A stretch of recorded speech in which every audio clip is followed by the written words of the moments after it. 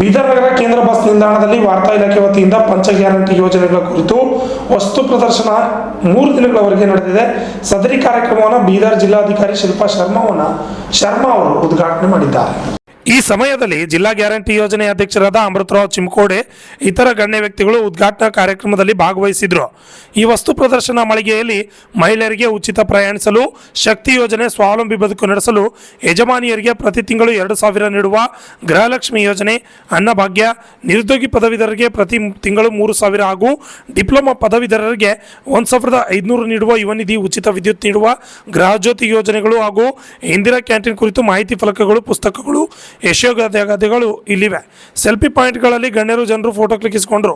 July 12ರವರೆಗೆ ವಸ್ತು ಪ್ರದರ್ಶನವು ಸಾರ್ವಜನಿಕರ ವೀಕ್ಷಣೆಗೆ ಲಭ್ಯವಿತ್ತು. ರಾಜ್ಯ ಸರ್ಕಾರದ ಮಹತ್ವಾಕಾಂಕ್ಷಿ ಯೋಜನೆ ಲಾಭ ಪ್ರತಿಯೊಬ್ಬ ಅರ್ಹ ಫಲಾನುಭವಿಗೆ ದೊರಕಿಸುವ ನಿಟ್ಟಿನಲ್ಲಿ ಗ್ಯಾರಂಟಿ ಯೋಜನೆಗಳು ಒಳಗೊಂಡಂತೆ ಸರ್ಕಾರದ ಜನಪರ ಯೋಜನೆಗಳ ಅಭಿವೃದ್ಧಿ ಸಾಧನೆಗಳ ಬಗ್ಗೆ ಸಾರ್ವಜನಿಕರಿಗೆ ಮಾಹಿತಿ ನೀಡಲು ವಸ್ತು ಪ್ರದರ್ಶನ ಹಮ್ಮಿಕೊಳ್ಳಲಾಗಿದೆ. Basavaraj Pujari, RJ32 Kannada news, Bidar.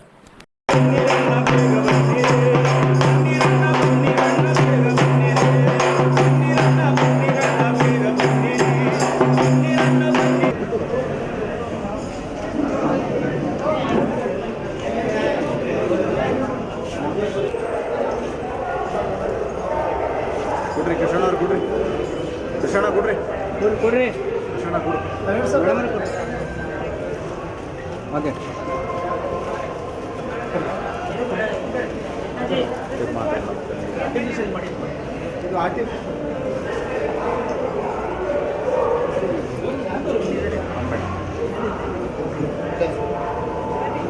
Madam ಇಲ್ಲ ಮೇಡಮ್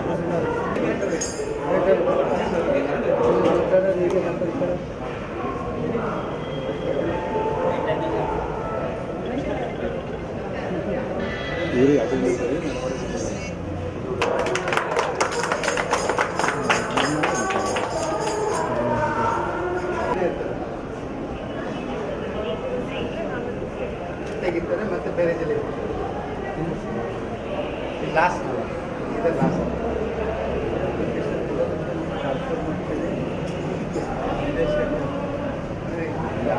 ಅದು ಪ್ಲಾನ್ ಮಾಡಿ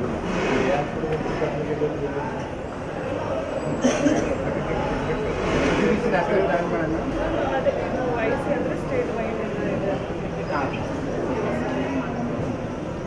ಅದೊಂದು